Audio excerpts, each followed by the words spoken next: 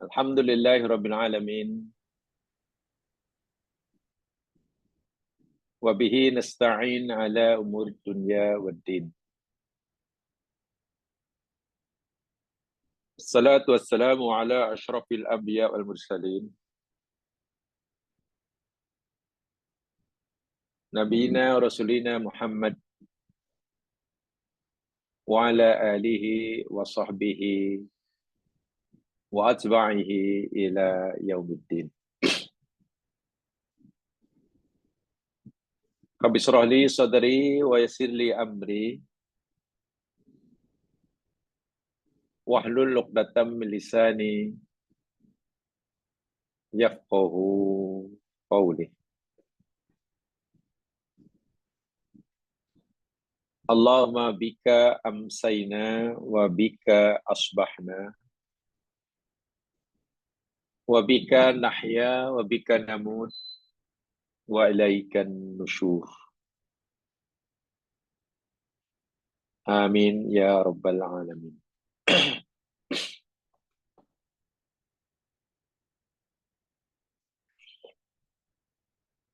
Rasa syukur kita panjatkan kepada Allah Subhanahu wa taala.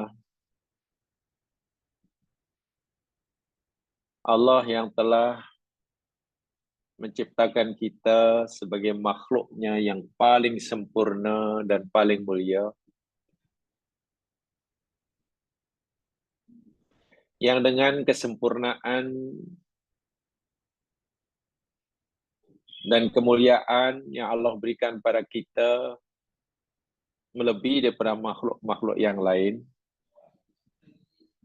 sehingga Allah berikan kita tanggung jawab dan tugasan,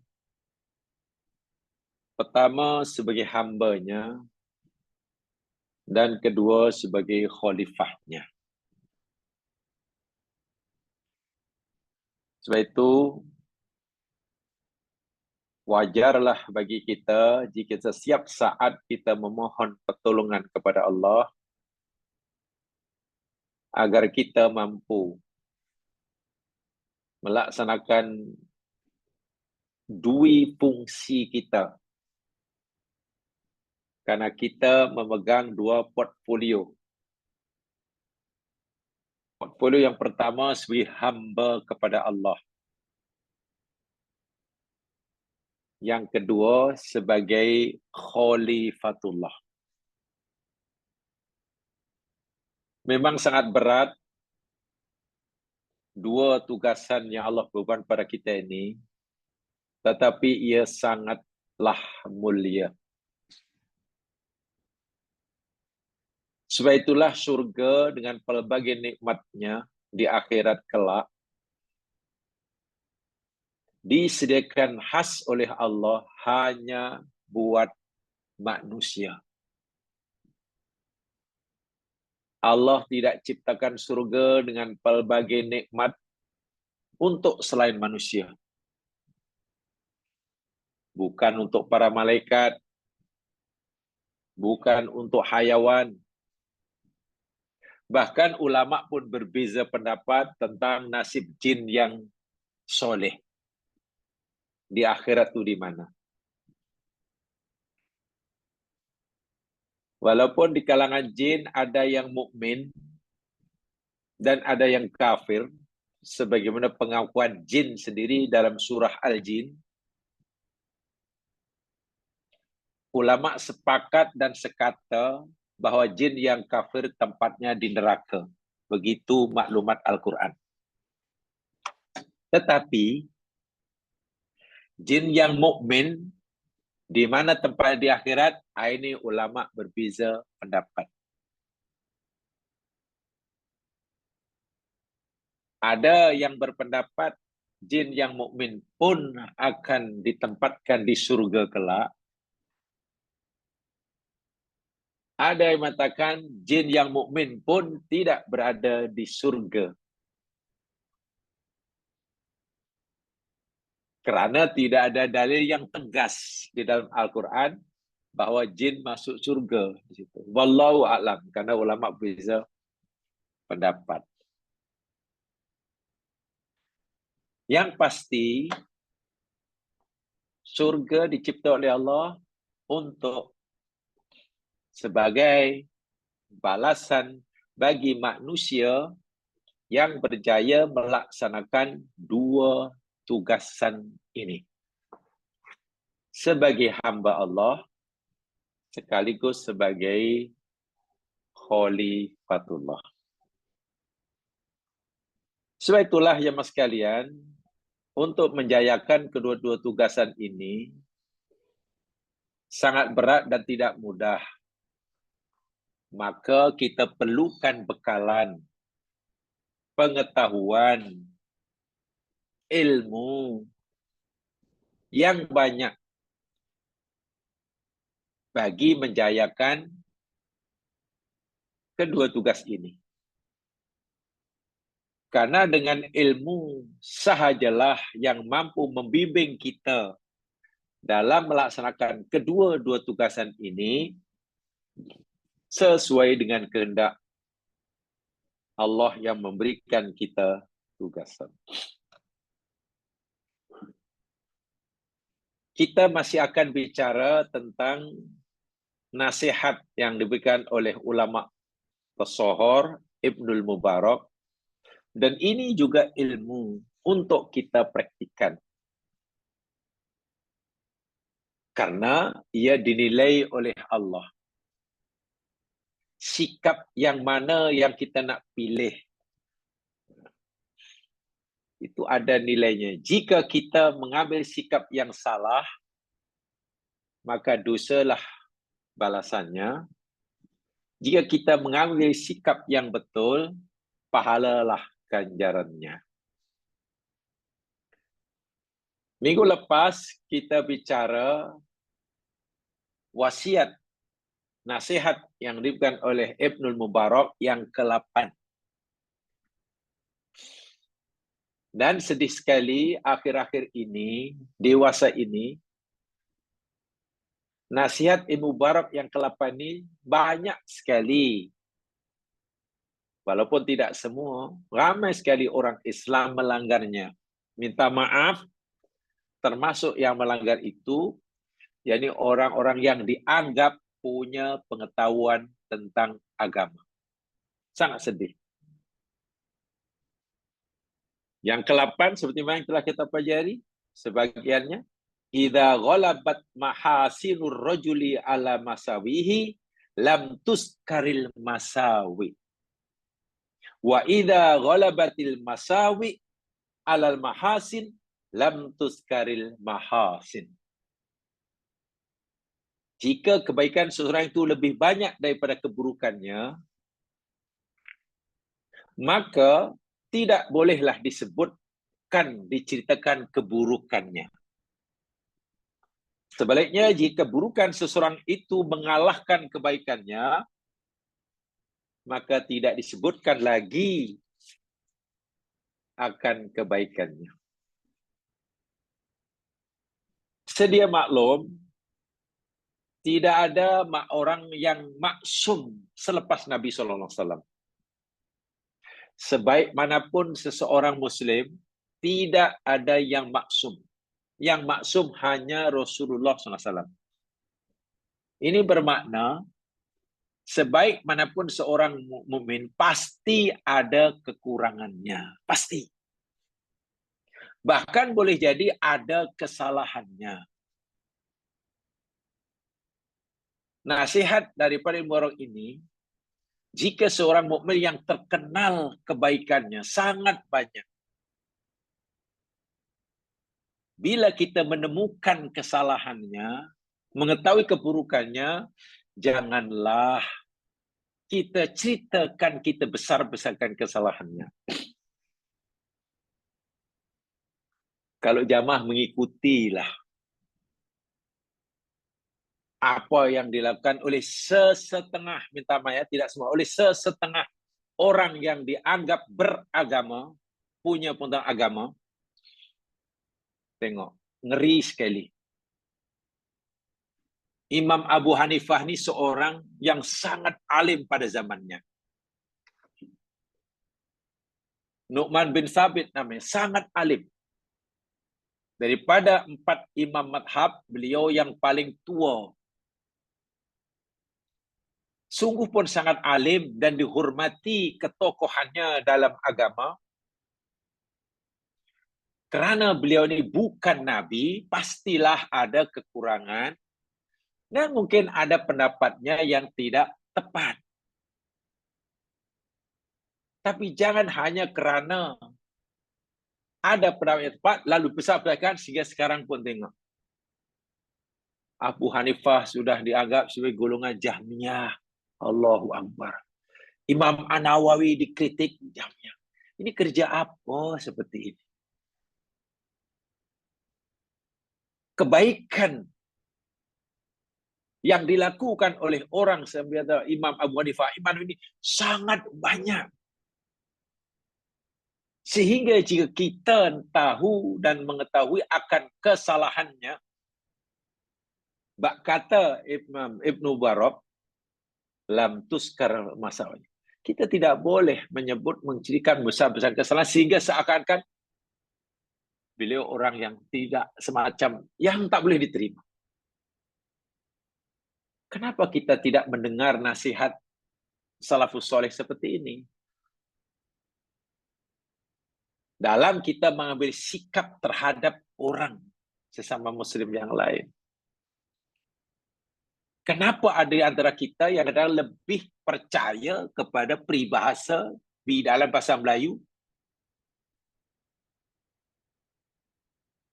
Akibat nila setitik rusak susu sebelanga. Bukan begitu. Dan sekarang tengoklah. Bila orang sudah diketahui kesalahannya, walaupun satu, kebaikan yang berpuluh-puluh lenyap sama sekali. Lebih-lebih lagi jika orang ini sudah ada rasa tak suka kepada orang tersebut. Bila A sudah tidak suka kepada B, sebanyak manapun kebaikan B yang pernah dilakukan, tak nampak di mata A. A lebih suka mendedahkan besarkan kesalahannya. Kalau memang itu kesalahan pun kita tidak boleh menceritakannya. Mungkin sekian persen kesalahan. Tapi begitulah. Sebab itu, nasihat seperti ini sangat-sangat relevan untuk kita hari ini. Maknanya kita sudah mengambil jalan yang salah. Dalam berinteraksi kita, manhaj muamalah kita sesama muslim. Begitu kata Ibnu Barab, dan begitu juga kata Ibnu Qayyim Al-Jauziyah yang telah saya sampaikan tempoh hari. Anna man kathurat hasanatuhu wa adumat. Sesungguhnya orang yang sangat banyak kebaikannya, sangat besar kebaikannya, wa kana lahu fil islami ta'thirun zahir, dan adalah orang ini punya pengaruh dan jasa yang besar terhadap umat Islam karena ketinggian ketokohannya dalam ilmu agama. Fa innahu yahtamilu lahu ma la yahtamilu li ghairihi. Boleh jadi ya, ia mempunyai kesalahan, kekurangan, ya, sebab bukan nabi. Tapi jika dia buat salah pun, wa yu'anhu ma la yu'an ghairi. Dimaafkanlah. Ya, contoh tadi Abu Hanifah. Kita maklum ke tak maklum ke, tahu ke tak tahu ke, sedar tak sedar ke, mengakui atau mengakui, jam sekalian, pendapat 4 imam ini atau madhab 4 imam ini yang paling ramai diikuti oleh umat Islam di dunia sekarang ini, bukan oleh Malaysia ya, oleh seluruh umat Islam yang paling ramai, mereka ini bermadhab Hanafi. Bayangkan. Ya. Mana pendapat Imam Abu Hanifah dalam masalah agama ini paling ramai diikuti oleh umat Islam di dunia hari ini. Tapi sekarang sudah ada, minta maaf, orang yang dianggap tahu agama dan mungkin juga ada pengaruh kepada pengikutnya, melihat, menilai, mengoreksi Imam Hanifah seakan sudah menjadi orang terdakwa masuk di kadang salah untuk diadili. Imam Nawawi seorang salah diadili. Di mana respek kita kepada ulama besar seperti ini? Bahawa ia buat salah, ia karena bukan Nabi. Tapi janganlah sampai kita mengungkit besar kesalahannya sehingga seakan-akan apa kebaikan orang yang sahabatnya ini tidak nampak sama sekali. Sebab laisatil ismah li ahadin ba'da Rasulullah SAW fala yaslimu alimun min khata'.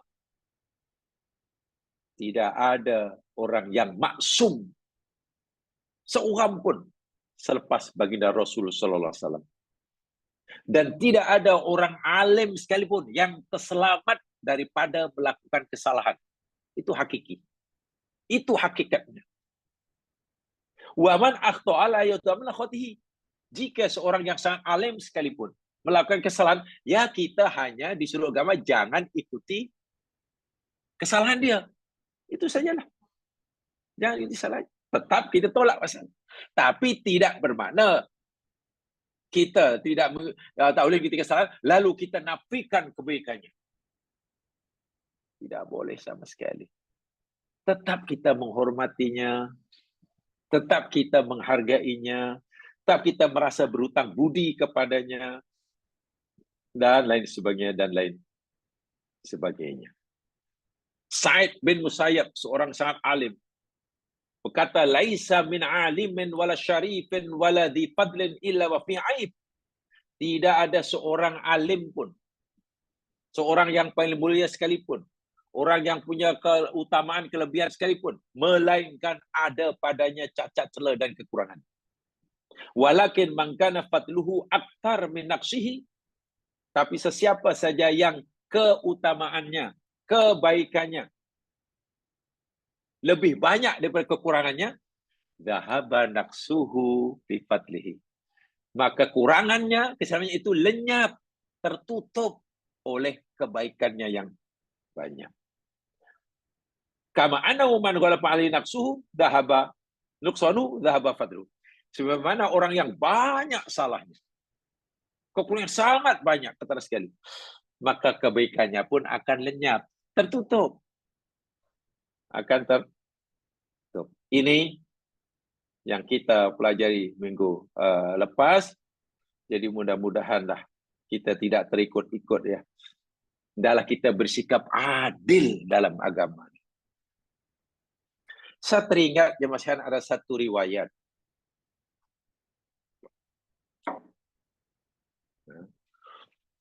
Ini bukan hadis ya, semacam satu riwayat athar begitu. Ketika Nabi Musa alaihissalam, Nabi Isa, ketika Nabi Isa alaihissalam berjalan-jalan diikuti oleh sahabat-sahabatnya, namanya Hawariyun. Pengikut Nabi Isa namanya Hawariyun. Sedang berjalan-jalan itu, Nabi Isa dan ini terjumpalah dalam di tepi jalan, ternampak seekor bangkai kambing, binatang. Ya, kambing dah mati dari bangkai, tentulah busuk. Pengikut Nabi Isa ini semuanya komplain. Baunya lah, busuknya kambing ini, bangkai busuk. Ya, tak manalah ada orang suka bangkai kambing, itu wajarlah. Kita pun tak suka. Tapi di celahnya kambing ini busuknya lah, bau salah pindah. Ya, mungkin dari segi kebiasaan, biasalah orang mengutuk atau tak suka bangkai kambing yang dah busuk itu. Nabi Isa AS diberitahukan, betul, bangkai kambing ini busuk, tak cantik, kamu pun tak suka, betul. Tapi coba kamu tengok gigi dia. Gigi dia sangat putih kan? Ini sangat tinggi, ini pengajaran sangat hebat. Maknanya, kalau kamu nampak dari apakah bangkai kambing ini buruk 99%, tapi ada baiknya tu tengok gigi dia. Putih dia. Artinya, Janganlah hanya karena kita melihat keburukan seseorang sehingga kita buta akan kebaikannya. Itu jika bangkai kami tadi 90% tidak menarik. 1% yang menarik. Itu pun kita disuruh mengakuinya.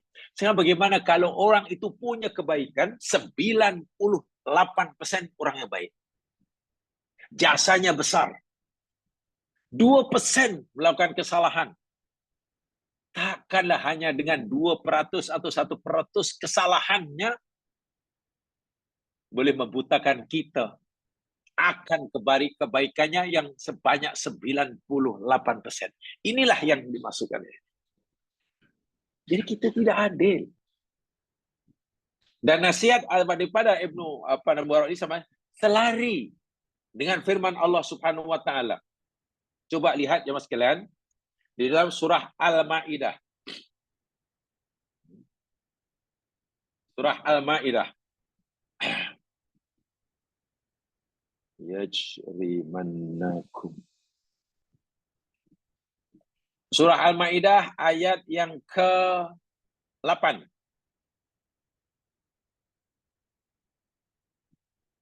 Surah kelima ayat 8. Ini dalilnya.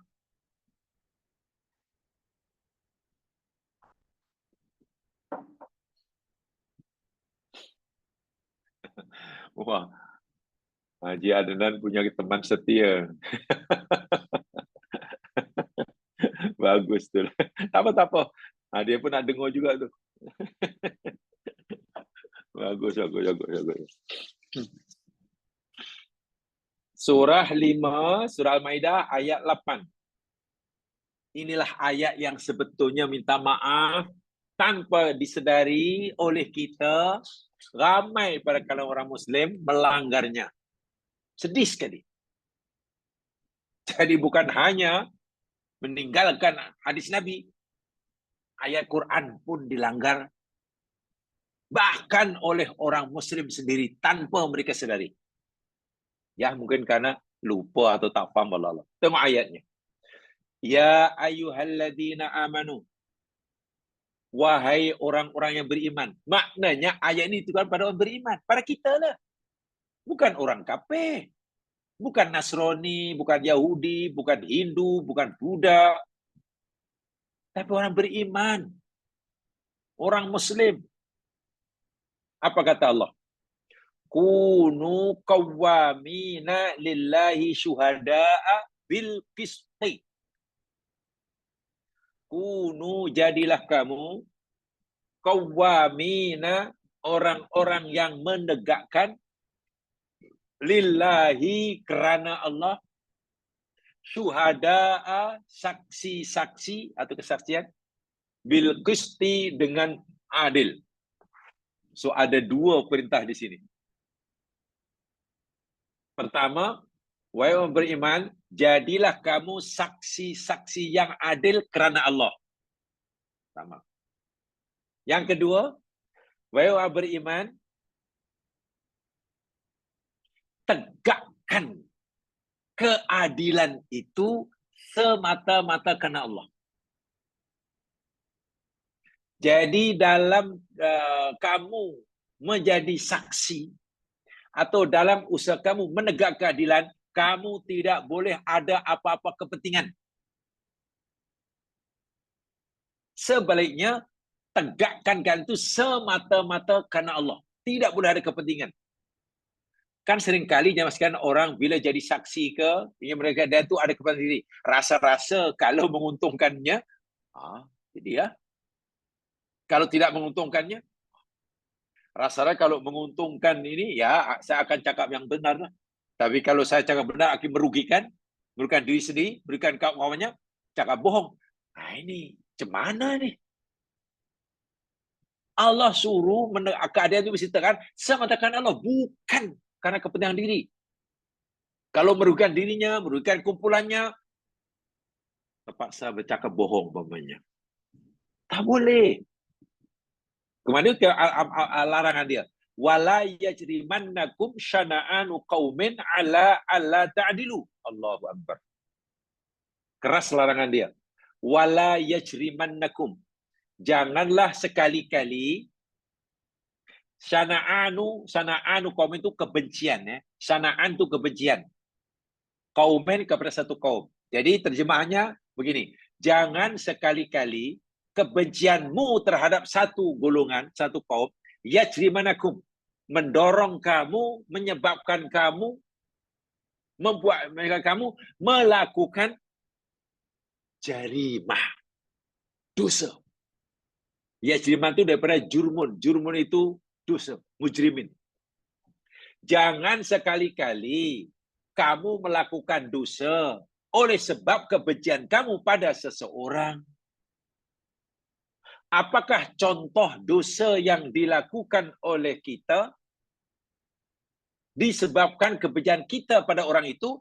Allah ta'dilu. Itu dia. Kamu tidak lagi berlaku adil. Itu jenayah. Minta maaf yang sekalian. Katakanlah A memang dah tak suka kepada B. A sudah tak suka pada B. Dalam Al-Quran dipanggil syana'an. Dah bencilah pada B. A ni benci pada B. Sama-sama Muslim. Ya, karena mungkin berbeza kepentingan dia. Kebaikan sebanyak manapun yang dilakukan oleh B, tak nampak. Buta. Sebaliknya, sekecil apapun keburukan, kesalahan yang dilakukan oleh B, di mata sangat besar. Jadi ini susah sekali hendak mengakui kebaikan yang dilakukan oleh B hanya karena kebencian dirinya kepada B. Ini adalah bentuk jenayah. Ini namanya jarimah. Ini namanya ketidakadilan. Kenapa kamu tidak mau mengakui kebaikan orang itu? Kebenaran orang itu? Ya, sebab saya tak suka dia. Allahu Akbar.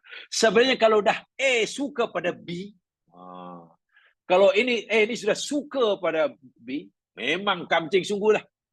Apapun yang dilakukan oleh B, jangankan yang baik, yang buruk pun dianggap kebaikan. Coba, bukankah apa yang Quran sebut ini sebenarnya realiti ini sudah berlaku di kalangan umat Islam sendiri.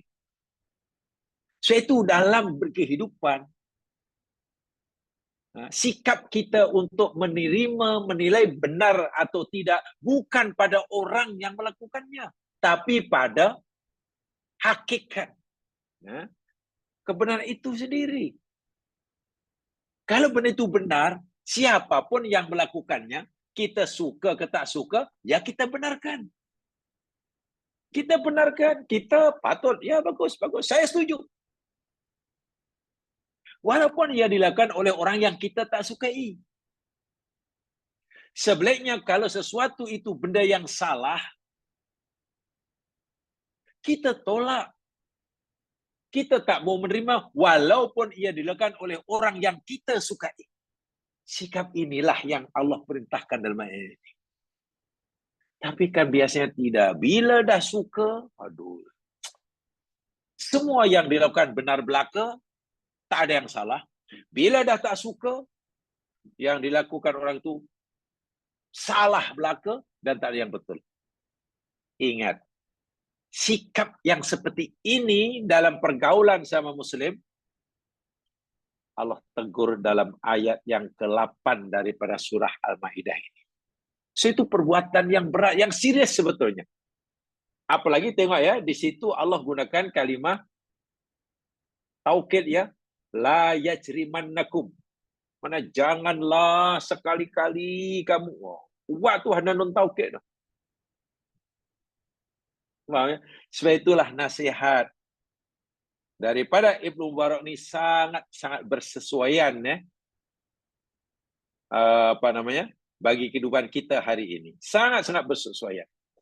Sebab itu sudah selayak dan sepatutnya lah kita mesti menolak, ya, menafikan tuntutan dan kehendak nafsu kita dalam kita mengambil sikap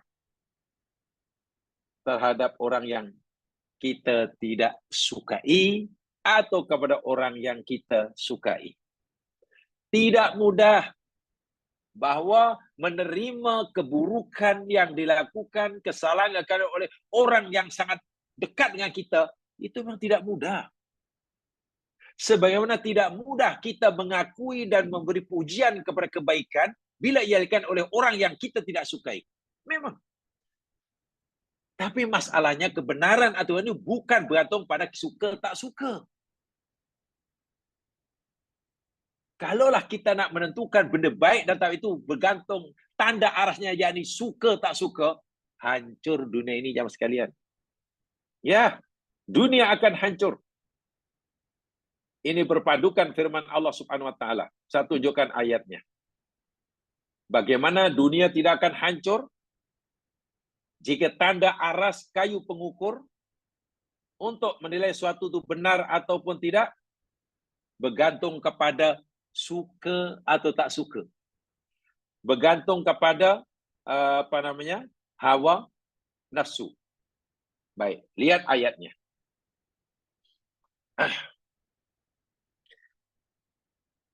Di dalam surah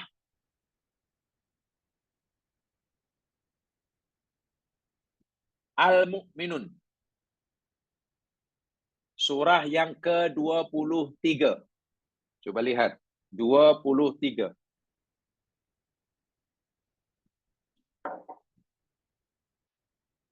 Ayat yang ke-70. 23 ayat, ayat 71, sorry. Ayat 71, surah yang ke-23, Al-Mu'minun.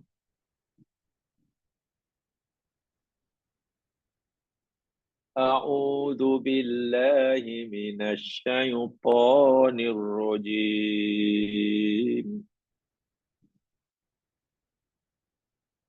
Walau ittaba'al haqqu ahwa'ahum lafasadatis samawati wal ardu wa man fihin. Bal atainahum bidzikrihim fahum an dzikrihim mu'ridun. Walau dan jikalau ittaba'a mengikuti al-haqqu kebenaran itu, mengikuti ahwa'ahum hawa nafsu mereka. Masya Allah. Jika kita suka, itu hawa nafsu lah. Betul. Bila tak suka, salah. Macam mana coba? Kalaulah orang menilai baik atau buruk, benar atau salah, tanda arasnya, kayu pengukurnya, yakni suka atau tak suka, mana hawa nafsu. Kenapa kamu ya saya suka. Betul itu. Saya tak suka, salah. Kalau itulah yang berlaku, tengok akibatnya. La fasadatis samawati wal ardu. Pasti fasadat, rusak, binasa, hancur. As-samawatu beberapa langit, wal ardu dan bumi. Wa man fihinna dan makhluk yang ada keduanya. Subhanallah. Artinya di mana kesan penilaian seseorang terhadap sesuatu itu benar ataupun salah diukur oleh perasaannya. Suka atau tak suka. Bila aku dah suka sesuatu atau suka seseorang, semua yang dibuat itu betul belaka. Bila aku sudah tak suka pada seorang, semua yang dilakukan salah belaka. Allahu Akbar. Kalau itulah pegangan hidup kita dalam cari kebenaran. Quran kata, bukan hanya kampung yang rusak, bukan hanya negeri yang hancur, bukan hanya ekonomi yang porak-poranda, tapi bumi, langit, dan penghuninya hancur. Dahsyat. Ini memang sangat luas. Dalam tafsir memanglah satu antaranya orang beragama ikut hawa nafsu. Dia tolak Allah yang Esa tapi memilih menyembah patung. Itu mengikut hawa nafsu leh. Allah larang katalah benda yang dilarang lalu mereka halalkan karena suka. Allah larang minum arak tapi mereka halalkan karena suka. Memanglah dalam tafsir begitu maksudnya. Tapi ini sangat luas. Ini yang saya tu hati-hati. Saya tu kita tidak boleh menyukai sama Muslim memang disuruh. Menyukai ulama disuruh. Mengasihi ulama-ulama dahulu diperintahkan agama. Ingat hadis Nabi yang telah kita pelajari dahulu berkaitan dengan kecerdasan Arab Badui. Mungkin dia masih ingat kita telah belajar dahulu kecerdasan Arab Badui. Ketika mereka jumpa Nabi dan Nabi asyik cerita tentang kiamat,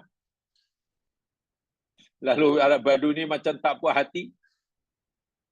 Ya, dengan bahasa mereka yang sangat kasar itu. Mereka kata, Muhammad, dari dulu kau nasi cerita kiamat. Dan kau tak pernah cerita pada kami bila berlakunya. Kan begitu kan? Arab Badui kata, mata sa'ah. Sebenarnya bila kiamat. Tapi maksudnya bila? Nabi tanya balik, ma'adatta. Kamu tanya bila-bila kiamat itu apa persiapan bekalan yang kamu sediakan? Si Arab Badui jawab, ya Rasulullah, kami tak ada apa-apa siapan. Sebab kalau kami nak mengatakan mengandalkan solat kami pun tak seberapa hebat pun. Nak mengandalkan puasa kami, nampaknya belum meyakinkan. Nak mengandalkan ibadah kami yang ni. Tapi satu aja. Ghairu anni uhibbuka. Hanya saja ya Rasul, diriku ni sangat-sangat mencintai engkau. Itu aja bekalan aku. Mencintai engkau. Apa jawaban Nabi? Oh, kalau itu anta ma'a man ahbabta. Kalau itu nanti di hari kiamat, engkau akan bersama dengan orang yang kamu cintai. Oh, gembiranya luar biasa orang itu. Anas bin Malik yang berikan hadis itu akhirnya, aku tak pernah gembira sebesar seperti ini selain semasa aku mendengar ini. Sahabat Nabi beritahu, kita akan dihimpunkan bersama orang yang kita cintai. Anas kata, aku akan mencintai Abu Bakar. Walaupun mungkin ibadahku tak sama dengan Abu Bakar. Dia tinggi, aku rendah. Aku akan cintai Umar, aku cintai, walaupun ibadahku tak berapa. Karena aku mau nanti ikut dengan mereka. So, mencintai seorang Islam itu disuruh. Disuruh. Tetapi ingat, cintanya yakni karena tadi kebenaran. Jika mereka melakukan salah, kita tak boleh ikuti. Betul. Tapi jangan hanya kerana orang Islam, ulama itu melakukan kesalahan, yang kita ketahui, yang kita sebenarnya hanya dibenarkan untuk menolak kesalahannya, tidak mengikuti kesalahannya, tapi kita mengambil langkah lebih jauh. Kita tolak sekali orangnya. sungguh tidak adil. Sungguh tidak adil. Jadi masalah kebenaran, benar atau salah, jangan sekali-kali kita ada kepentingan. Haddun nafsi kita kena nafikan. Hawa nafsu kita ini seringkali minta habuan jamaah sekalian. Jadi jangan kita ikuti itu. Jadilah orang yang kata surah Al-Maidah adil.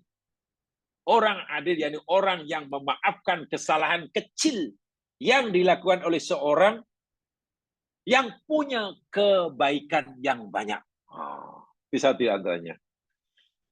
Orang yang adil yakni orang yang mampu mau memaafkan, memaklumi kesalahan kecil yang dilakukan oleh seorang yang mempunyai kebaikan yang sangat banyak. Jangan hanya karena nilai sitik rusak susu bilangan. Itu tidak berlaku dalam masalah ini ya, masalah. Nih, jamaah sekalian yang perlu kita camkan betul. Bismillah ini. Baik, terus saja jemaah sekalian, kita masuk kepada nasihat yang ke-9.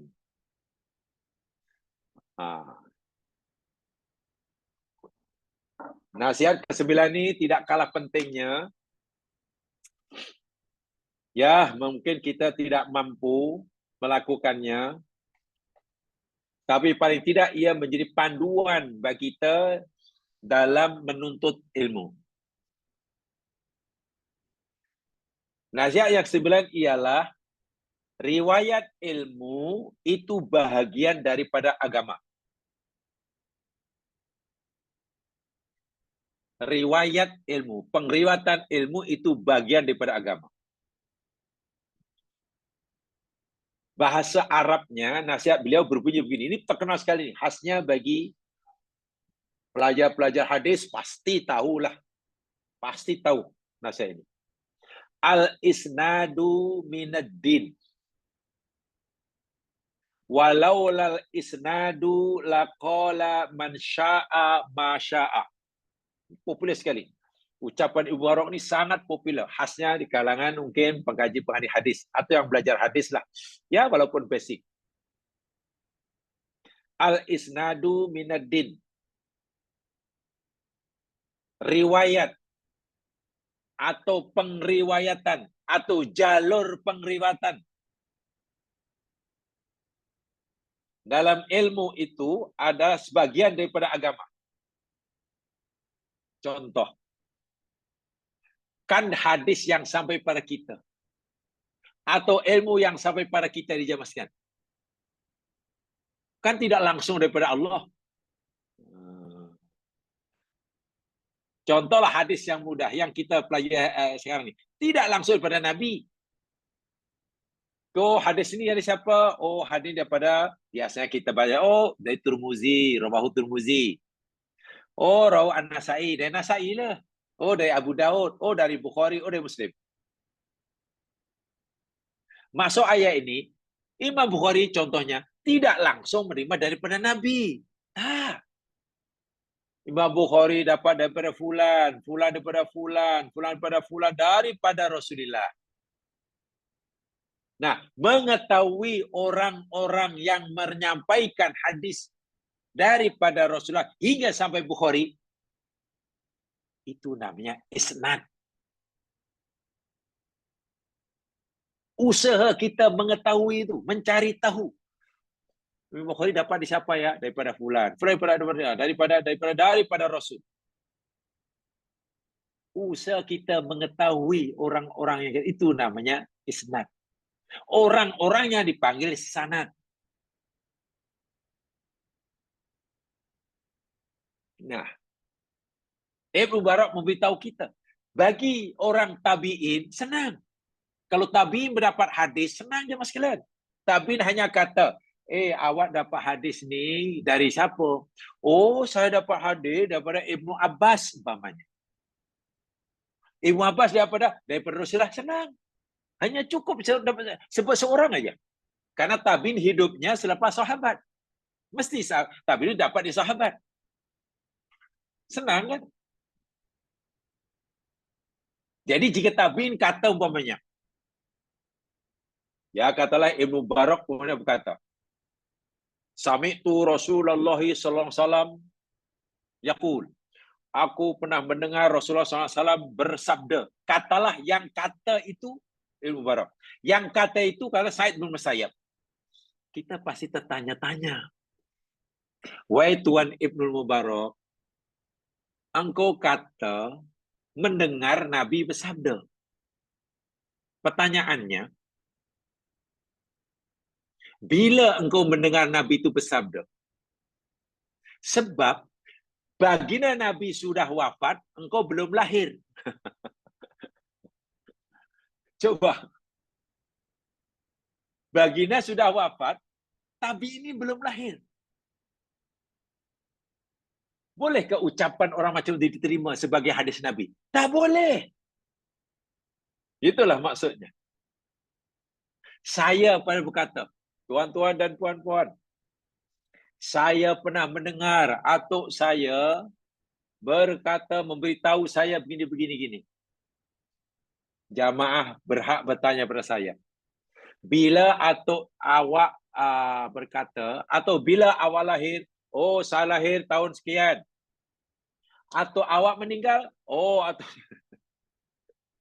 saya lahir tahun 2000. Atau awak meninggal, atau saya meninggal tahun 1970.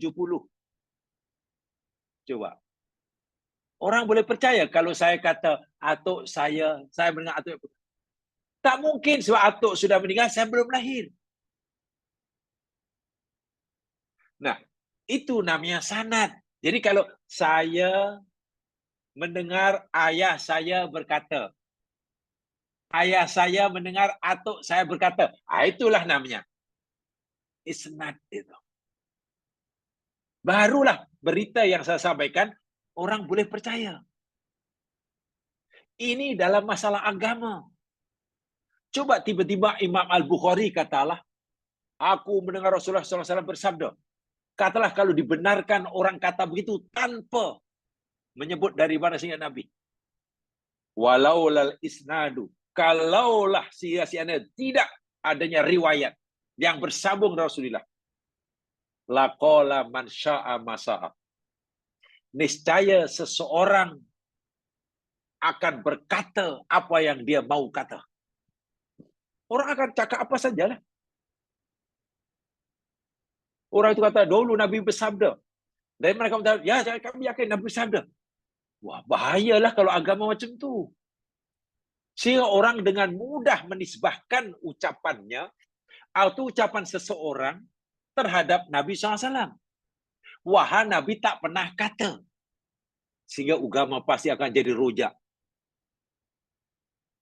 Agama akan menjadi pasembo. Iya.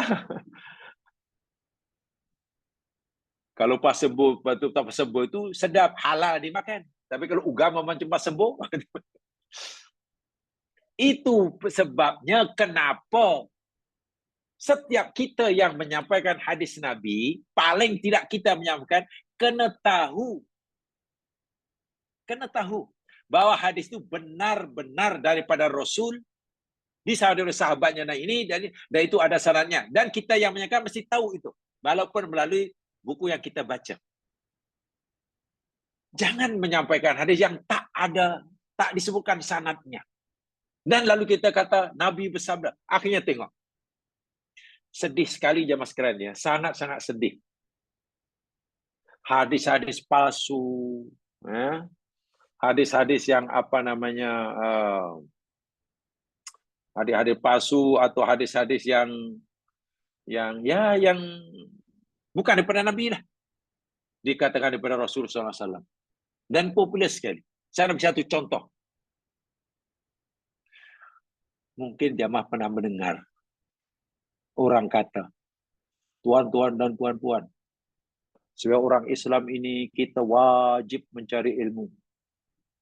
Karena Rasulullah SAW dahulu bersabda, Nabi SAW dulu bersabda, yakni utlubul ilma walau bisin, utlubul ilma walau bisin, carilah ilmu walaupun ke negeri Cina banyak.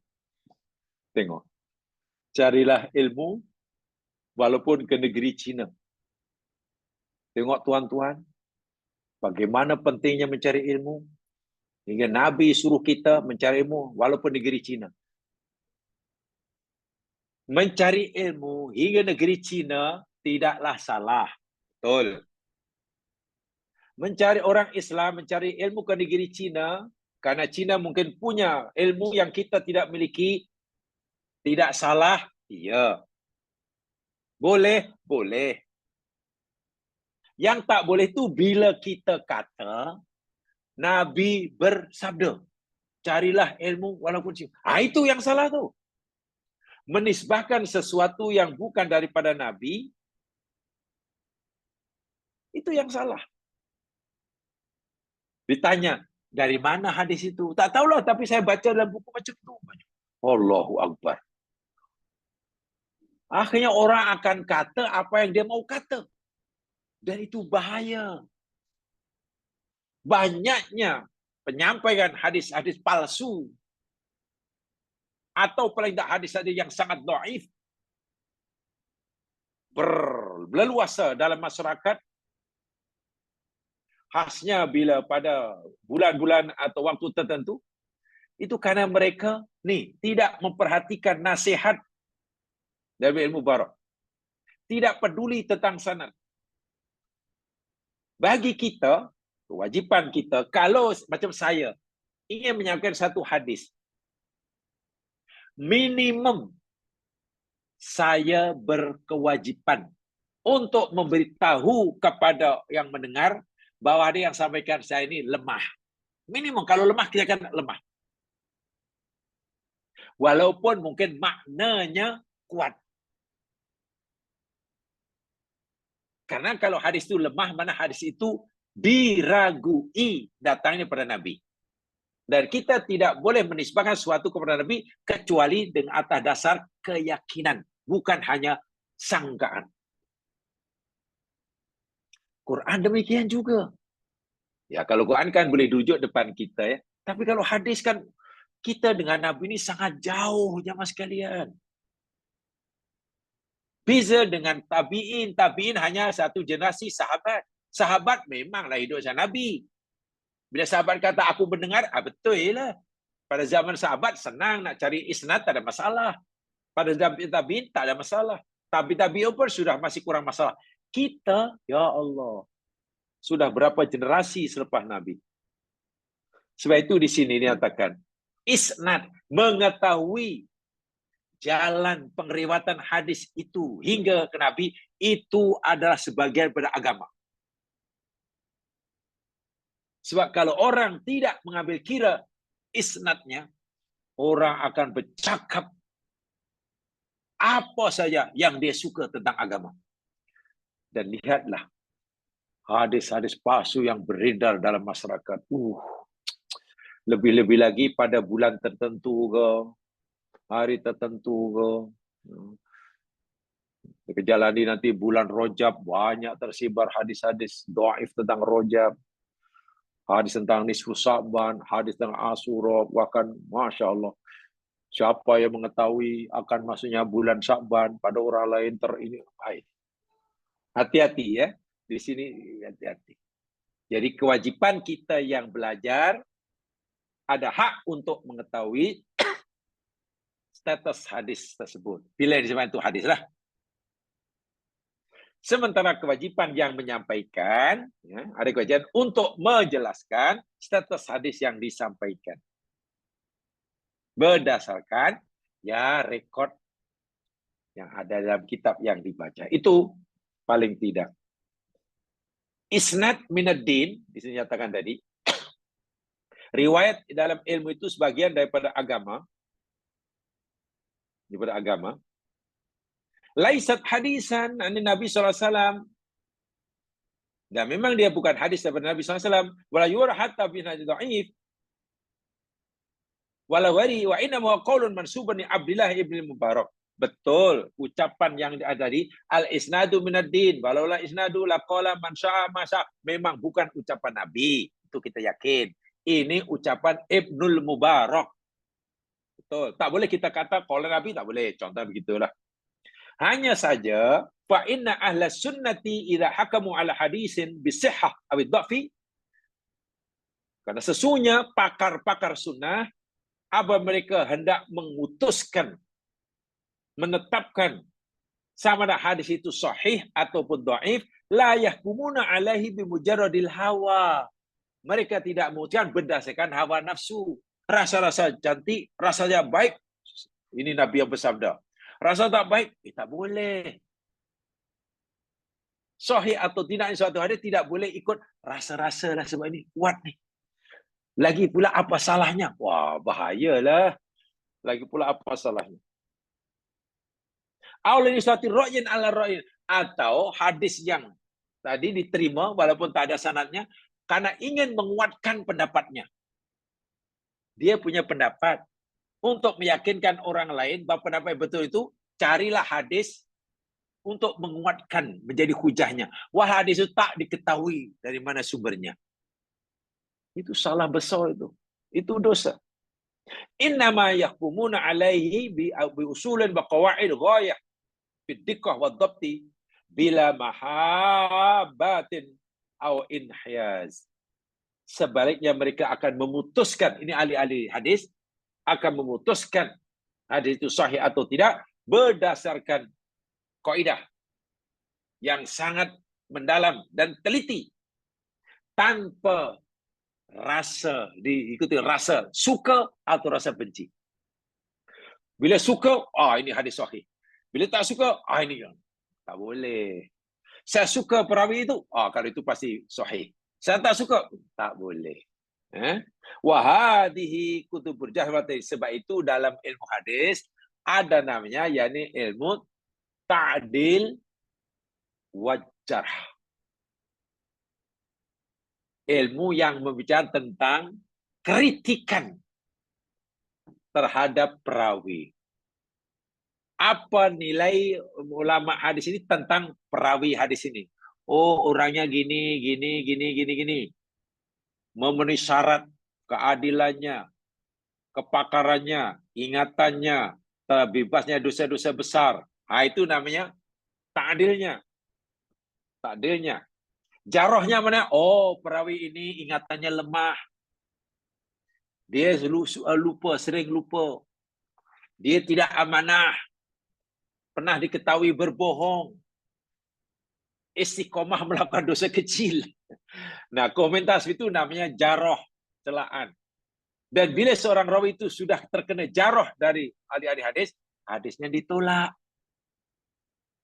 Itu ada dalam bab ilmu ta'dil dan jarah lain. Saya tadi ini kaitan dengan pengkajian hadis ya. Dan itu sangat diambil berat oleh mereka. Fa idza qala bida'ina hadithahum sahihah au dari Nabi SAW, falinaqul lahum, jika sekiranya ahli-ahli bid'ah atau orang yang suka sekali mereka ibadah tanpa dasar, lalu mereka menyampaikan hadis untuk menguatkan pendapatnya, kita berhak bertanya pada orang ini, aina asani dukum, hadis yang awak sampaikan tu apa sanad dia? Ada sanadnya bersambung ke, atau kalau boleh bagi tahu status hadis itu macam mana darinya, sahih kita sahih. Kita berak gitu. Kita berak tanya itu. Dan siapa perekannya sebetulnya? You tak perlu tanyalah sebab ini hadis saya baca dalam buku tu. Ini buku yang saya pegang ini tentang buku apa namanya ni, Fadilat apa namanya ni.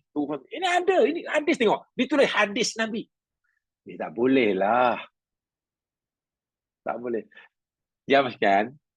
Ini sebagai contoh ya. Salah satu ciri atau salah satu cara untuk mengenal ciri hadis-hadis palsu ini zaman. Salah satu cirinya ya. Salah satu cirinya. Maknanya tu tak masuk di akal. Amalan yang sedikit, pahalanya sebesar gunung Himalaya. Dalam hadis Nabi telah nyatakan dahulu bagaimana mulianya Ka'bah. Kapal Nabi Nuh itu pun tawaf keliling Ka'bah.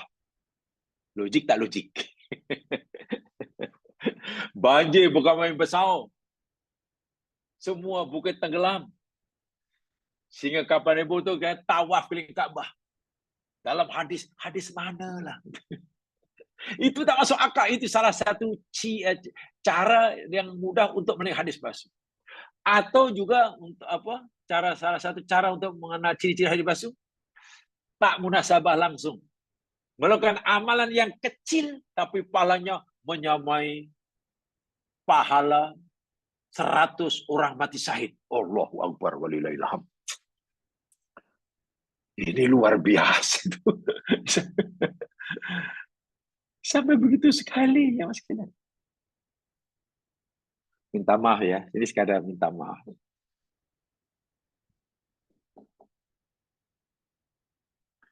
Saya pernah dengar dahulu.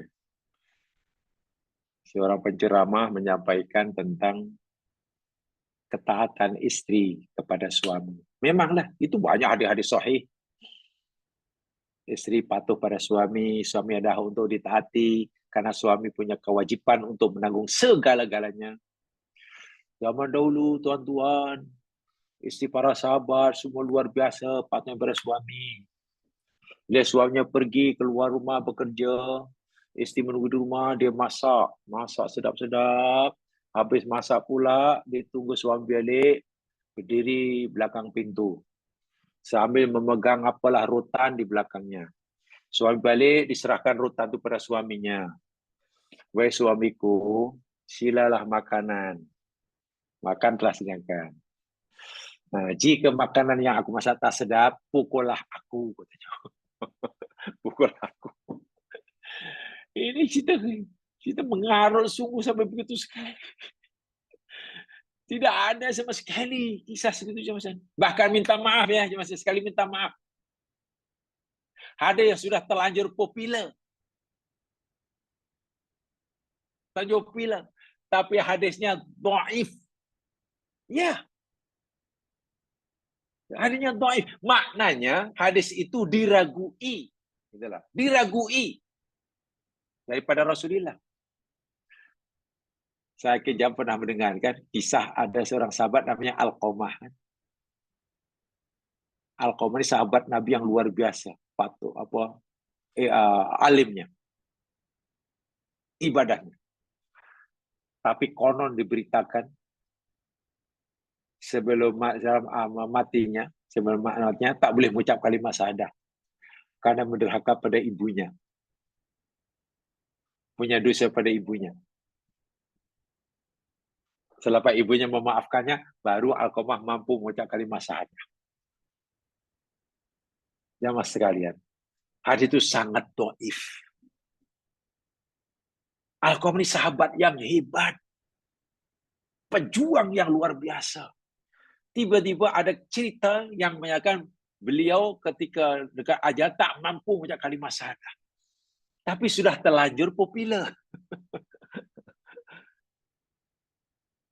Inilah yang saya kata tadi. Jadi memang banyak sekali hadis-hadis yang dhaif, bahkan yang palsu, tersebar luas.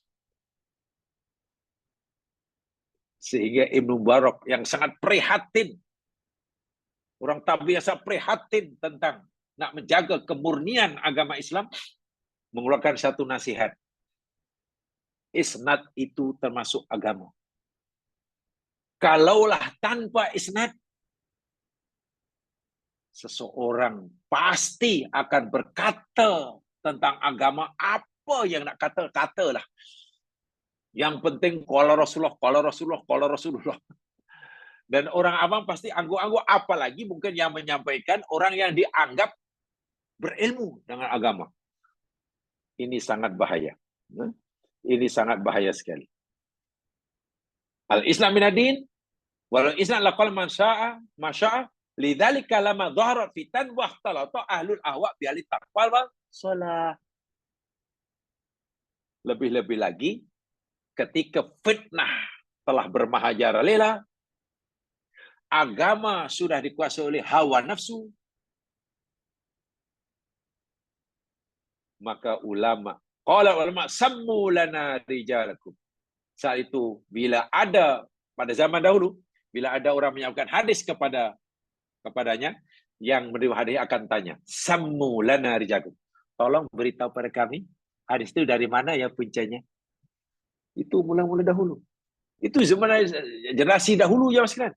Prihatin, takut hadis yang dia dengar dari orang ini, hadis yang dari mana asal. Sebab itu sebelum mereka nak menerima karena melak, tanya dahulu. Hadis yang kamu sampaikan itu dari mana ya? Siapa ya orang-orangnya? Itu biasa orang dahulu. Itu orang-orang ulama-ulama dahulu. Sekarang yang kita sudah berpuluh generasi pada Nabi, ya lebih patutlah. Sehingga Imam Malik bin Anas, pengasas madhab Maliki, pernah berkata begini, inna hadzal ilma dinun. Sesungguhnya ilmu ini adalah agama.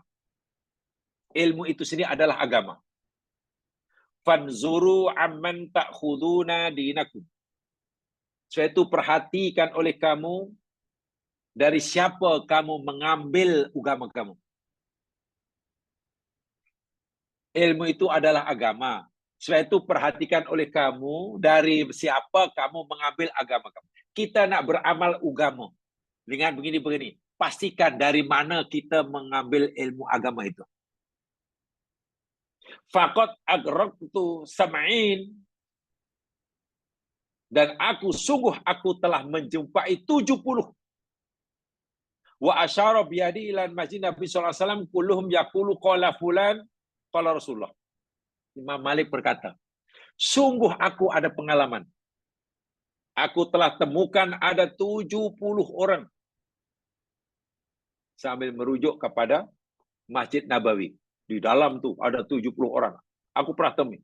Semua mereka selalu kata qala fulan qala Rasulullah, qala fulan qala Rasulullah. Si fulan berkata, Nabi SAW bersabda, fulan. Aku selalu dengar begitu kata Imam Malik. Ingat Imam Malik ini orang Madinah ya.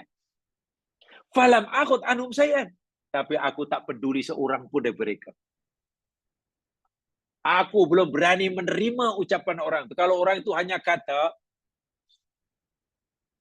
fulan berkata pada aku, bahwa fulan itu mendengar Nabi bersabda. Aku belum terus menerimanya. Tidak. Sikap aku diam dahulu. Walau anna ahadahum tumina ala baiti malin lakana bi amini aminan. Walaupun mungkin orang itu yang berkait itu, jika ia menjadi pemegang kunci Baitul Mal, orang amanah. Maknanya, walaupun yang beritahu kepada aku itu orang yang hadis Nabi itu orang yang sangat amanah, bila diberikan amanah untuk memegang Baitul Mal pun akan melaksanakan amanah. Wa kana yuqaddimu alaina imsya'suri farasimu ala babihi. Sebelum kami rujuk dari mana ya orang itu? Dari mana? Setelah kami pasti apa yang disampaikan orang itu benar-benar datang pada Nabi, bersambung sanadnya, baru aku menerimanya. Begitu sekali Ibnu Malik.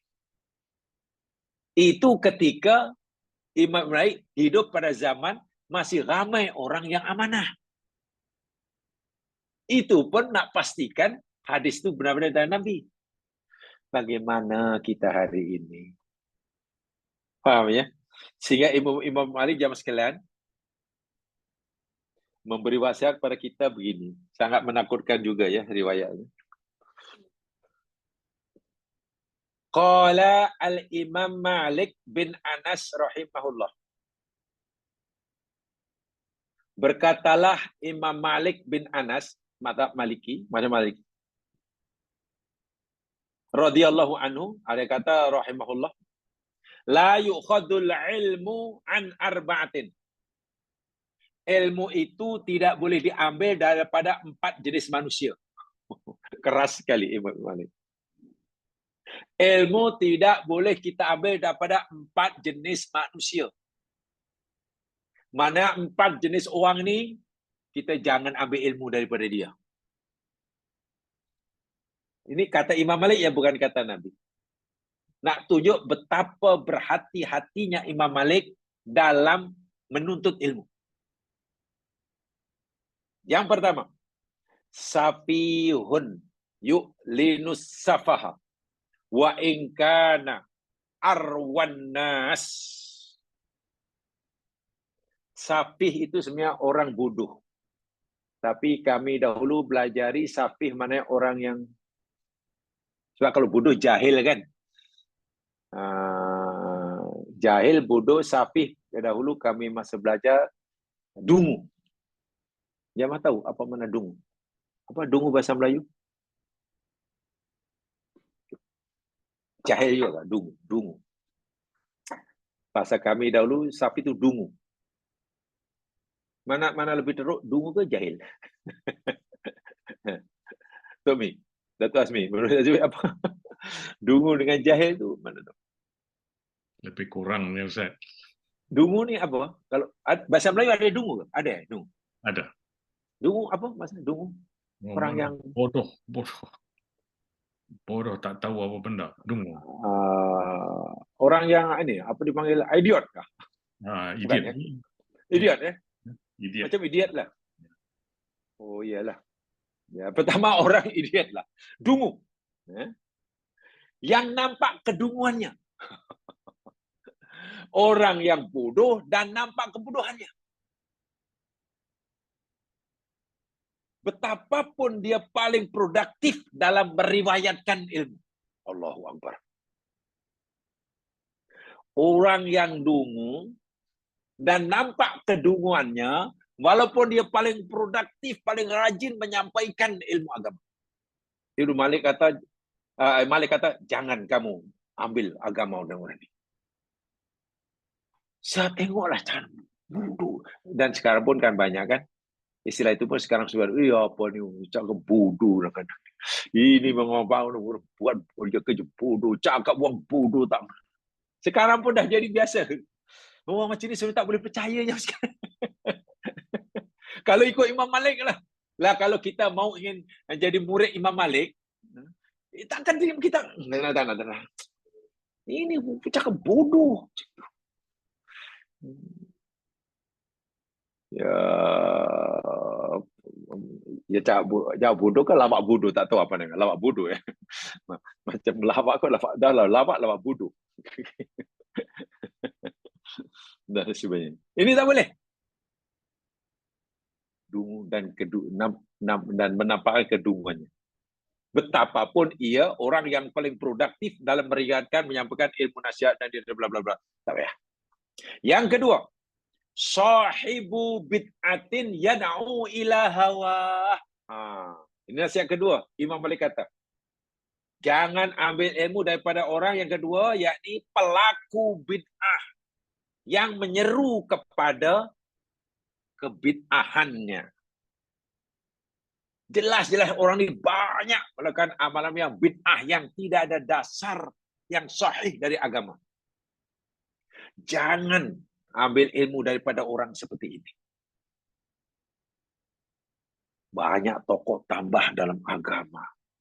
Dalam solatnya dah Allahu Akbar, tak tahu berapa persen tambahan yang bukan daripada Nabi. Dalam wirid demikian juga. Dalam lepas madu, tak tahulah. Hampir semua dalam amalan-amalan ibadah, ritual.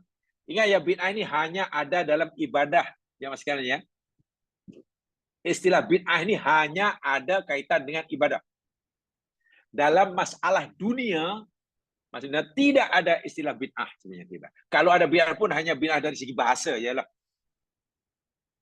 Sekarang kita pakai handphone, Nabi tak pakai handphone, itu bid'ah lah. Tak ada bid'ah, tak ada kena ke situ, tak ada lah. Tak ada bid'ah yang Nabi sampaikan itu semua berkaitan dengan agama. Menokok tambah. Menokok tambah. Ya, beginilah, lebih tepatnya begini jamaah sekalian. Bid'ah ini sering kali berlaku kerana melakukan ibadah secara ifrat. Melakukan ibadah secara ifrat. Ifrat itu mana berlebih-lebihan. Melebihi daripada yang disuruh. Itu biasanya berlaku bid'ah. Dalam ibadah, kita tidak boleh ifrat dan tidak boleh tafrid. Ifrat tak boleh, tafrid pun tak boleh. Ifrat maknanya melakukan ibadah melebihi daripada yang disuruh. Itu ifrat. Tak boleh. Sedangkan tafrid itu melakukan ibadah, melakukan suruhan kurang daripada yang disuruh. Allah suruh kita buat 10 umpamanya, dan kita sebenarnya mampu buat 10, tapi kita hanya mau buat 7. Itu namanya tafrid. Mudah ya. Katalah Allah suruh kita buat perintah itu 10. Kita pun mampu buat 10, tapi kita hanya mau buat 7. Itu namanya tafrid. Kurang. Yang ifrat itu macam mana? Allah suruh kita buat 10. Ya. Tapi karena kita ni terlalu rajin, bagi kita 10 itu kurang. Lebih baik buat 15. Buat 15. Yang 5 itu Allah tak suruh. Tapi kita mandai-mandai. Itu ifrat. Tak boleh. Ada sahabat. Sahabat ini jemaah sekalian, keinginannya untuk mencontohi Nabi sangat tinggi. Sangat tinggi sekali. Kalau boleh semua yang dilakukan itu betul-betul menyontoh. Kalau nak menyamai Nabi mungkin tak mampulah. Tapi pada tidak, ya janganlah banyak sangat bisanya. Lalu ingin tahu bagaimana ibadah Nabi sehari-hari di rumah. Ada sejumlah sahabat menyatakan 3 orang datang ke rumah Nabi bertamu. Belum jumpa Nabi, tapi sudah diterima oleh isteri bang Nabi, Aisyah Ummul Mukminin radhiyallahu anha. Menyampaikan niatnya, tujuannya kenapa datang. Sebelum dia tanya, mereka dah cerita masing-masing. Oh, kita ini masih tinggal jauh di belakang Nabi. Kita mesti berusaha mengikuti Nabi. Yang A kata, aku ini asum wala aftur. Aku hari-hari akan berpuasa dan tidak berbuka. Yang A. Yang B kata, oh tidak, aku akan ini akum wala anam. Aku buat sekadar tiap hari berpuasa dan tak berbuka. Tiap malam aku nak qiyamul lail dan aku tak tidur. Wah. Yang ketiga kata, aku buat sekadar nak puasa tiap hari dan tak berbuka, bukan sekadar nak qiyamul lail tiap malam dan tak tidur, wala atazawwaju nisa. Aku tak nak kahwin. Karena bila kahwin mungkin merasa terganggu wiridnya. Nabi keluar dan menemui mereka. Demi Allah, aku telah mendengar apa kata kamu tadi gini. Wallahi inilah akhsyakum wa atqakum billah. Demi Allah, akulah orang yang paling takut di antara kamu dan paling takwa di antara kepada Allah. Akulah orang yang paling takut pada Allah di antara kamu. Tak ada yang lebih takut lebih takwa. Walakini, tapi aku, walaupun aku dah berada makom yang paling tinggi itu, asumu wa aftur. Kadang-kadang aku berpuasa, kadang-kadang aku berbuka. Anamu, akumu wa anam. Kadang-kadang aku qiyamul lail, kadang-kadang aku tidur. Wa atazawwajun nisa, dan aku pun berkahwin dengan perempuan, bahkan lebih daripada satu. Yang kamu kata tadi, kamu nak puasa tiap hari tak nak buka? Tak. Aku puasa, kadang-kadang aku buka. Puasa juga. Kamu kata tiap malam nak qiyamul lail dan tak tidur. Tapi aku tidak. Karena aku kadang-kadang qiyam, kadang-kadang tidur. Tadi kamu kata tak nak kahwin. Aku kahwin. Penghujung tu Nabi amaran keras. Faman rohiba an sunnati falaisa minni. Allahu Akbar. Sesiapa yang tidak suka kepada sunnahku, dia bukan golongan aku. Berat tu. Puasa itu bagus. Tapi bila hari-hari berpuasa tak buka, itu sudah ifrat. Menyalahi sunnah Nabi. Qiyamul lail itu disuruh. Tapi bila tiap malam tak tidur, itu sudah menyalahi sunnah Nabi. Itu ifrat. Bahkan tak nak kahwin karena bila kahwin mengganggu ibadah. Tengok. Jadi orang beribadah disuruh, tapi bila melebihi daripada yang dilakukan, inilah timbul namanya ifrat, dan boleh jadi di situ nanti akan banyak bid'ah yang direka cipta. Imam Malik orang yang sangat-sangat kuat berbuah hadis. Ingat ya, Imam Malik orang Madinah. Jadi pendapatnya banyak sekali berdasarkan pada hadis Nabi. Maklum orang Madinah banyak menih hadis. Kan itu kota hadis istilahnya. Beliau sampai berpesan, jangan ambil ilmu agama kamu daripada ahli bid'ah. Jangan. Jauhi. Yang ketiga, siapa Imam Malik larang? Jangan ambil ilmu yang bid'ah. Wa man yukadzib fi hadisin nas. Wa in kunta la atahum fil wa in kuntu la atahimuhu fil hadis. Orang yang berdusta dalam pembicaraan, walaupun aku tidak menuduh orang itu banyak berdusta dalam hadis. Maksudnya, orang yang sering bercakap bohong. Jangan kamu ambil ilmu agama kamu daripada orang seperti itu. Walaupun kita belum pasti orang itu berbohong juga dalam agama. Tapi bila orang sudah sebati dengan kebohongan dalam percakapan sehari-hari terhadap manusia, ya kamu patutlah berwaspada.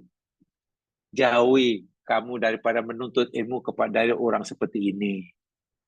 Jangan-jangan karena sudah terbiasa berbohong kepada orang, nanti dalam agama pun mereka sanggup berbohong. Wa'iyadzubillah, tumanzubillah. Kita mau sedih ya maksudnya. Sedih ada, rasa malu pun ada. Tapi terus teranglah nak kata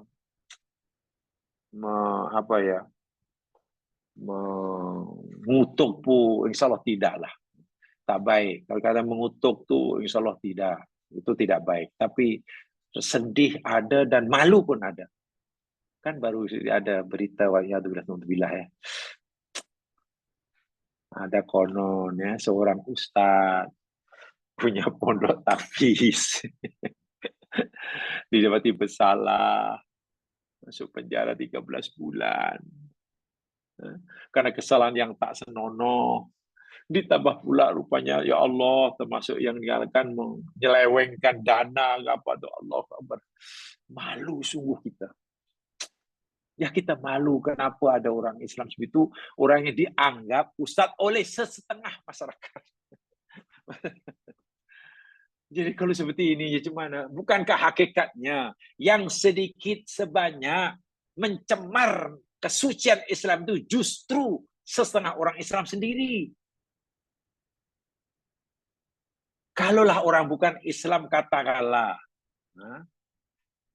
melakukan perbuatan yang mencemar Islam, macam mana orang bukan Islam mencemar Islam ya? Mungkin ada, tapi ya boleh fahamlah karena mereka bukan Islam. Peduli apa tentang Islam? Tapi kalau orang Islam sendiri melakukan perbuatan perangai yang dengan perangai itu mencemar kesucian Islam, wah itu sangat-sangat disayangkanlah. Sangat-sangat disayangkan. Lebih-lebih lagi orang bukan Islam, tak semuanya rasional. Menilai Islam baik atau tidak baik bukan dengan membaca Quran atau hadis Nabi. Tapi menilai Islam itu baik tak baik, tengok perangai sang orang Islam. Dia perasaan tak baik, dia ingat Islam pun macam itu. Wah ini bagi saya sangat-sangat menyedihkan. Tidak sepatutnya berlaku. Dan itu sering kali berlaku ya, jemaah sekalian, di negara kita yang sangat kecil ini. Yang keempat, kata Imam Malik, siapa yang kita tak boleh ambil ilmu daripada orang ni? Solihun abidun fadilun idza kana la yahfadhu ma yuhadditsu bihi. Allahu Akbar. Orang yang soleh, ahli ibadah, lagi dihormati oleh masyarakatnya, tapi dia tidak menjaga riwayat yang ia sampaikannya. Maknanya, dengan begitu mudah menyampaikan qala Rasulullah tanpa peduli sahih ke, hasan ke, dhaif ke, palsu ke. Mudah sangat, tak kisah. Asal qala Rasul disampaikan, walaupun dhaif dan mas. Imam Malik kata berpesan, jangan tuntut ilmu dari orang seperti ini. Walaupun dia orang alim, kuat ibadah. Nah sekalian, ucapan Imam Malik ini saya kutip dari kitab yang namanya Syiaru A'lamin Nubala. Boleh dirujuk. Nama kitabnya Syiaru A'lamin Nubala, dikarang oleh Imam Al-Dhahabi. Terkenal. Ini bukan keprihatinan Imam Malik dalam bab ilmu agama. Hatta kepada orang yang alim, yang terkena alim sekalipun. Buat ibadah sekalipun. Sangat dihormati oleh orang sekalipun. Tapi tak peduli dalam menyampaikan hadis. Main qala Rasulullah sehingga palsu ke maudhu ke dah qala Rasul. Jangan tuntut ilmu dah. Itu pesanan Imam Malik.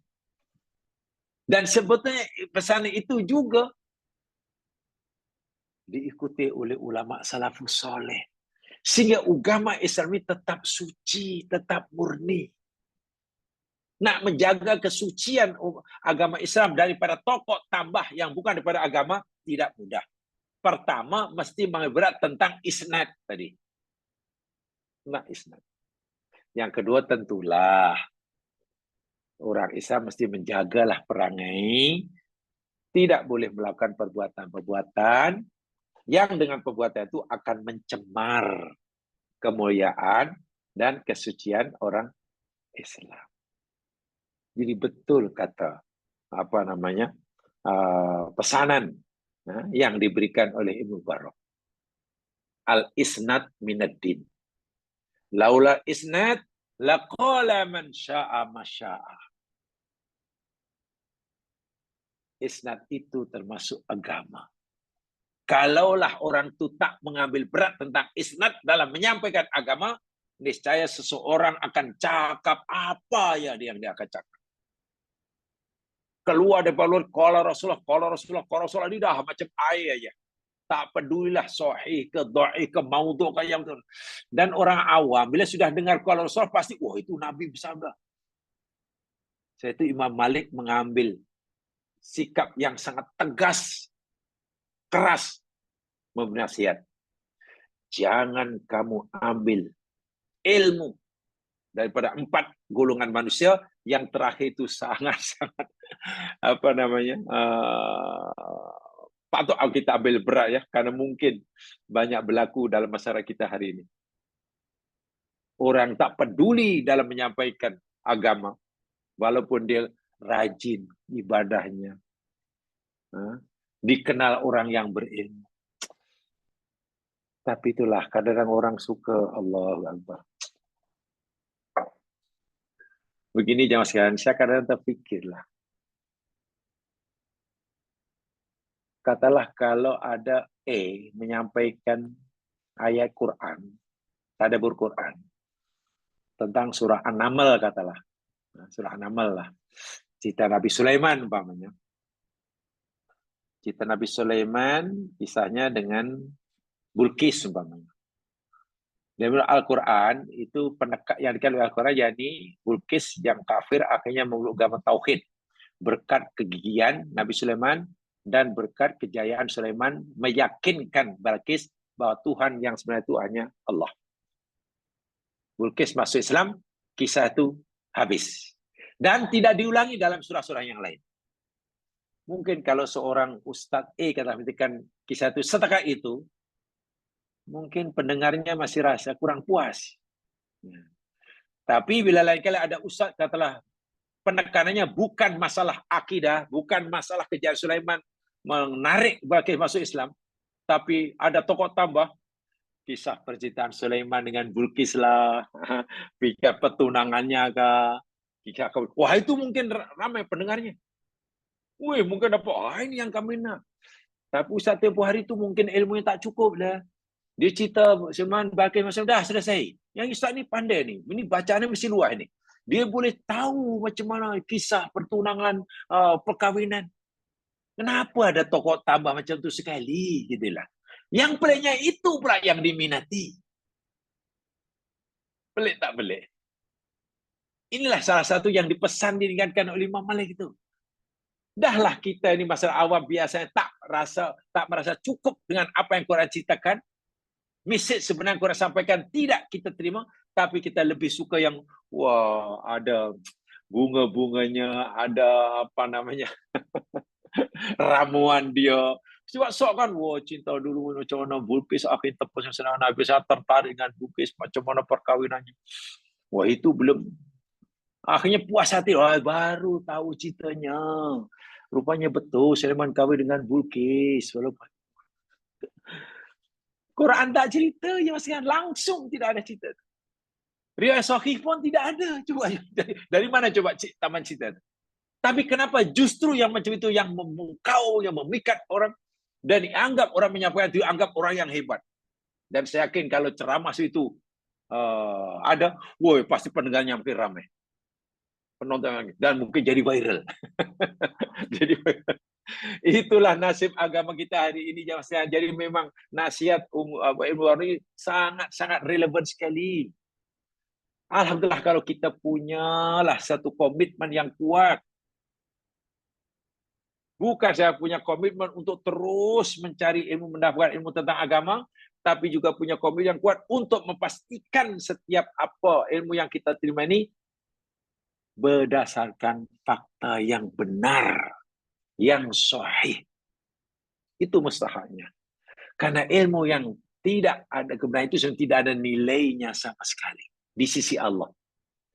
Mungkin bahkan akan menambahkan bebanan kita di akhirat.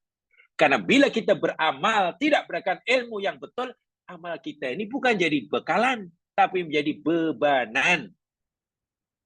Berat kan? Kita beramal tidak berikan ilmu yang benar, amalan itu bukan jadi bekalan, menjadi bebanan. Jadi saya pikirlah, cara berpikir agama seperti ini perlu dikembangkan dan perlu ditingkatkan. Kesadaran. Jadi bukan yang penting belajar, bukan. Tapi mesti ada satu kesungguhan untuk mengkaji atau berusaha memastikan setiap apa yang diterima itu ada dasarnya.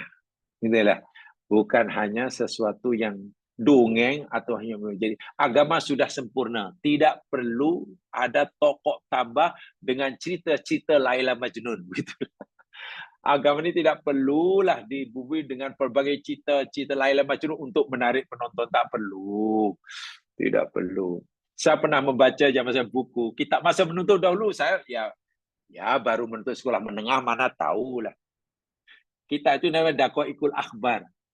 Saya baca memang terpegun, dia tertarik. Bayangkan tentang fadilat wudu. Nama kitab itu Daqaiqul Akhbar. Mungkin sekarang masih boleh dikaji. Satu di antaranya dalam kitab itu dikatakan ada hadis Nabi. Siapa yang berwudu basuh muka, dan memanglah basuh muka.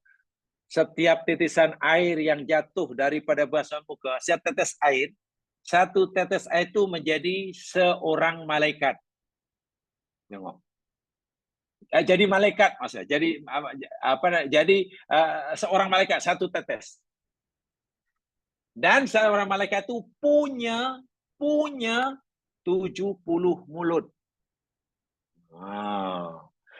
Tiap satu mulutnya ada 70 lidah. Bayangkan. Setiap satu lidahnya mengucapkan istighfar, mohon ampunkan bagi kita yang berwudu. Bayangkan tuan-tuan dan puan-puan, kalau kita wudu, kiralah berapa tetes air pada muka. Satu tetes jadi seorang malaikat. Seorang malaikat punya 70 mulut. 7 mulut punya 70 lidah. Satu lidah istighfar buat kita. Tak seru macam mana. Masih belajar itu ada kawan saya. Tak tahulah karena keberaniannya atau karena kepolosannya. Tanya kepada ustaz itu. Saya ingat loh. Saya lupa nama dia siapa. Mungkin karena keberanian atau karena kepolosannya atau karena ingin tahu. Ustaz, pertama saya tanya. Kalau macam itu, mana rupa malaikat ni tak cantik dia. Rupa malaikat hodoh lah. Yalah, mesti hodoh kan. Seorang malaikat mulutnya 70. Satu mulut 70 lidah. Hodoh lah, karena malaikat ni cantik. Itu ada dalam kitab Al-Quran Akbar. Dan dengan begitu ringan orang sampaikan Nabi bersabda. Coba. Ya, setelah belajar-belajar akhirnya, Masya Allah. Ini tak betul. Ini memanglah kita disuruh basuh muka. Tapi takkan sampai begitu sekali. Nak menggalakkan orang rajin berwudu. Ini sangat, agama ini sudah sempurna. Tidak perlu ditokok tabah dengan dongengan 1001 malam, Laila Majnun, si kancil mencuri timun, untuk menarik perhatian orang. Ini seringkali berikut munculnya. Penglipur lara. Ini dilarang dalam agama. Imam Malik berpesan, kamu jangan mengambil ilmu dari orang seperti ini, walaupun orang itu ibadahnya kuat. Sangat keras ya. Pada Imam Malik itu mungkin orang-orang yang seperti ini memang tak suka Imam Malik. Karena memang sangat tegas. Tapi betul kata Imam Malik itu. Itu, teman sekalian, sebagian penjelasan daripada nasihat Ibnu Barak yang ke-9. Mudah-mudahan kita mengambil iktibar. Jadi hendaklah kita punya komitmen, di samping komitmen untuk terus belajar, tapi juga ada komitmen untuk berusaha memastikan setiap yang kita pelajari ini ianya kebenaran yang meyakinkan. Itu karena tidak mudah ya, karena zaman kita ini penuh dengan fitnah, sedangkan pada zaman Imam Malik pun sudah seperti itu. Pada zaman Ibnu Barak pun sudah mulai ada fitnah itu, apalagi sekarang. Jadi semakin tidak mudah. Tetapi bukan mustahil asal kita rajin untuk terus mengkaji dan mengkaji. Tadi saya tak sempat menyampaikan hadis-hadis palsu yang sudah terlanjur populer, tetapi ya sudah terlalu populer tapi maudhu. Jadi kalau maudhu itu jangan qala Rasulullah ya, tak boleh. Hadis palsu takkan kita kata qala Rasulullah, itu dosa itu. Itu dosa, tidak boleh ya, tidak boleh. Itu saja yang sekalian, mudah-mudahan diberkati oleh Allah SWT. Yang benar pada Allah jua, yang salah pada mandiri sendiri. Mari kita dengan baca Al-Baqarah dan surah Wal-Asr. Subhanakallahumma wa bihamdika asyhadu an la ilaha illa anta astaghfiruka wa atubu ilaik. A'udzu billahi minasyaitonir rajim. Wal 'ashr. Innal insana lafi khusr illa alladziina aamanu wa 'amilus shalihat wa tawashaw bil haqq wa tawashaw bis sabr. Assalamualaikum warahmatullahi wabarakatuh. Waalaikumsalam warahmatullahi wabarakatuh. Waalaikumsalam.